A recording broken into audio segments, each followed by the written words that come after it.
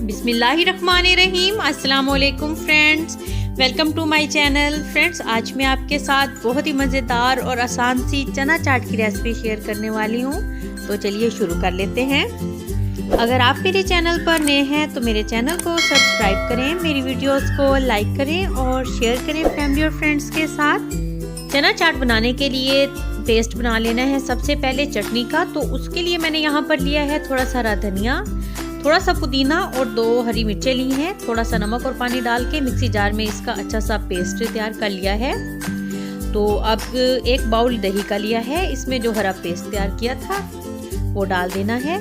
इसमें तकरीबन 2 चम्मच मैं डाल रही हूँ और अच्छे से अब इसको मिक्स कर लेना है। इसकी अच्छी सी एक चटनी तैयार करके रख लेनी है। तो ये हो गई। अब 1 बाउल में उबले हुए चने डाल देने हैं। चनों को नमक डाल के उबाल लिया था। और इसके बाद अब इसमें उबले हुए आलू डाल देने हैं। ये मैंने लिए हैं 2 मीडियम साइज के आलू उबले हुए और 3 चम्मच बारीक कटा हुआ प्याज, 2 चम्मच बारीक कटा हुआ टमाटर डाल दिया है इसमें। और अब इसमें 2 हरी मिर्चें डाली हैं बारीक काट कर। और अब इसमें थोड़ा सा पुदीना डाल देना है, उसके पत्तों को बारीक काट दिया था। अब इसमें शामिल कर दिया है 1.5 चम्मच चाट मसाला और जो फिर चटनी तैयार की थी पहले वो डाल देनी है। ये आधी मैं अब डालूंगी, आधी मिक्स करने के बाद। तो बस इस तरीके से आप चम्मच की मदद से अच्छे से मिक्स कर लेना है इसको।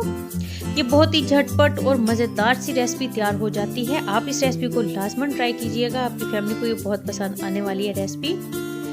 बहुत ही यूनिक और ज़बरदस्त सा इसका जायका होगा। तो ये तैयार हो गई। तो अब मिलते हैं न्यू रेसिपी के साथ। अल्लाह हाफिज़।